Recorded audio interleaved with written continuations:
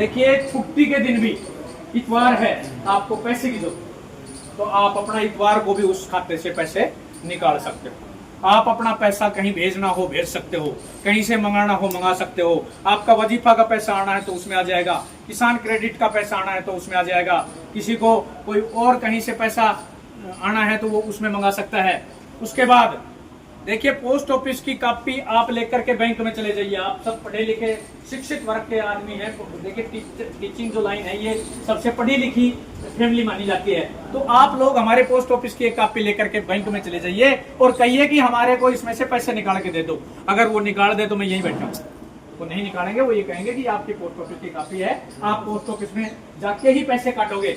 लेकिन मैं आपको एक और नई आज अचंभे की बात बता के जाता हूँ कि आप बैंक की कॉपी भी मत लेना, उनकी कॉपी मत लेना हमारे पास। आप सिर्फ हमें ये बता देना मेरा स्टेट बैंक में खाता है, और वो पैसे अगर हम यहाँ निकाल के दिखाएं आपको, कॉपी भी नहीं मांग रहे उनकी, तो सिर्फ अकाउंट नंबर नहीं, अकाउंट नंबर भी नहीं चाहिएगा, सिर्फ वो अपने आप आधार से लिंक है, वो अपने आप इसमें कैचअप करेगा और वहां से पैसे आपके निकाल के, और आपको आरडी करनी है तो अपने आरडी के पैसे, सुकन्या करनी है तो सुकन्या के पैसे, पीएलआई करनी है तो पीएलआई के पैसे, आरपीएलआई करनी है तो आरपीएलआई के पैसे, और पीपीएफ करना है तो पीपीएफ के पैसे आप अपने खाते से अपने आप जमा करो।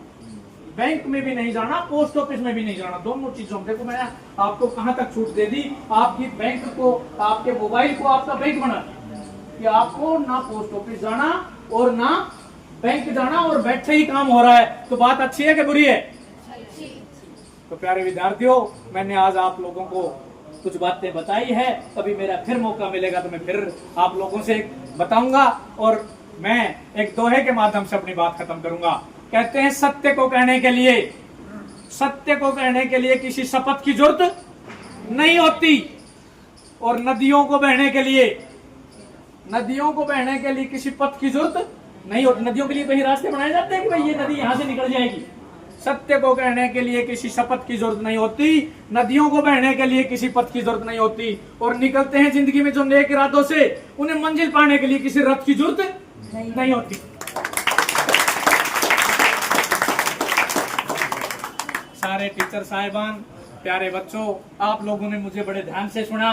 मैं फिर एक बार आपको दिल की गहराइयों से धन्यवाद करता हूं, और एक दोहा परमपिता परमात्मा से आपके लिए भी कुछ मांग लेता हूं। कहते हैं खिलता हुआ कमल, खिलता हुआ कमल खुशबू दे आपको, और उगता हुआ सूरज रोशनी दे आपको, और मैं तो कुछ देने के काबिल नहीं, प्यारे बच्चों और टीचर बंधुओं, देने वाला लाख खुशियां दे आपको।